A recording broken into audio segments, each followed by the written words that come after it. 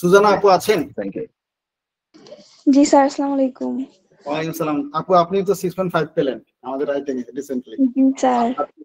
আপনার ইমোশন শুনতে চাচ্ছি। আহ সত্যি কথা বলতে স্যার, প্রথমে আমি আমার রাইটিং নিয়ে অনেক টেনশনে ছিলাম। আমি কিছুতেই ইমপ্রুভ করতে পারছিলাম না, বা আমি কি করব না করব অনেক ভয়ে ছিলাম। পরে আমাকে আমি স্পিকিং এখানে করতাম, তো ওইখানে ওই আপু আমাকে সাজেস্ট করলো যে ওনার কাছে যান। পরে দেখলাম পোস্ট আপনার ফেসবুকে, দেন আমি ওই আপুকেই জিজ্ঞাসা করছিলাম যে উনি কি ফরম্যাট ইউজ করে। অনেকখানি শুনছি যে ফরম্যাট ইউজ করলে মার্ক দেয় না, এই না সেই না। অনেক পরে দ্বিধা চিন্তায় করার পরে আপনাকে নক দিলাম। তারপরে আপনি তো আমাকে প্রথম দিনই বলছিলেন যে আপনার এখানে করলে 6+ নিশ্চিত থাকে।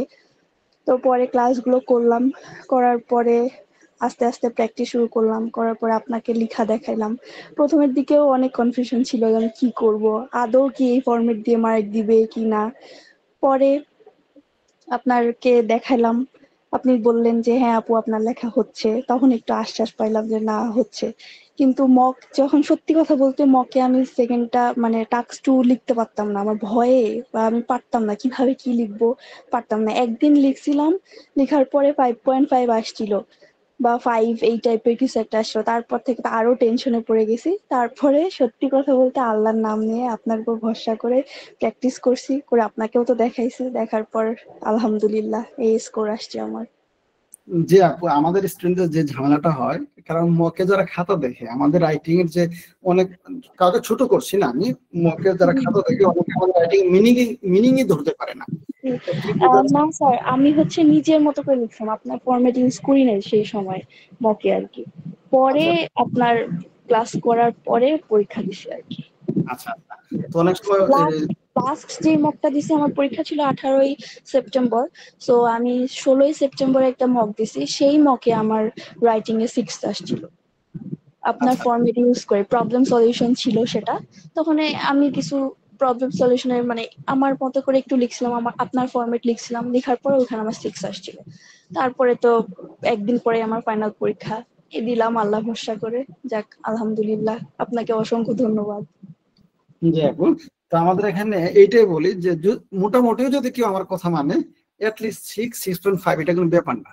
জি আর আরেক স্যার। মনোযোগের সাথে করলে কিন্তু 7 হয়ে যায়। তো রাইটিং এ 7 কিন্তু বড় কিছু, অনেক কিছু। দেখবেন অনেক মানুষ লিসনিং এ, রিডিং এ 8.5 9 পেয়ে যায়, কিন্তু রাইটিং এ 6.5 থাকে।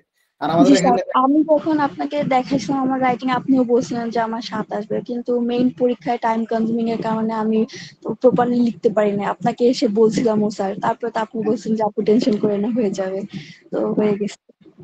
তো টাইমটা আরেকটু সেভ করতে পারলে, যেমন একটু আগে সোহেল ভাইকে আমি বলছিলাম, উনি যদি আরেকটা প্যারা লিখে ফেলতো 7 হয়ে যেত কিন্তু, বুঝছেন না? তো এখানে তো বেশ কিছু টিপস আছে, সবকিছু বলাও যায় না, একটু বেশি লিখতে হয় যেগুলো আমরা শেখাই, ওগুলো প্রুভেন কথাবার্তা, বুঝছেন না? আর যেহেতু আমি রাইটিংটা একটু ভালো করে পড়াই, এখানে আন্দাজে কিছু বলাটা ঠিকও হবে না, কারণ অনেক মানুষের ফিউচার জড়িয়ে থাকে একটা রেজাল্টের সাথে। ঠিক আছে আপু, আমাদের জন্য দোয়া করবেন, ইনশাল্লাহ ভালো কিছু হোক, সামনের যত ধাপ আছে, স্টেপ আছে, সবগুলো সহজ হোক, মসৃণ হোক, সেই দোয়াই করি। ঠিক ওকে আছে। স্যার, দোয়া করবেন। আচ্ছা, আসসালামু আলাইকুম।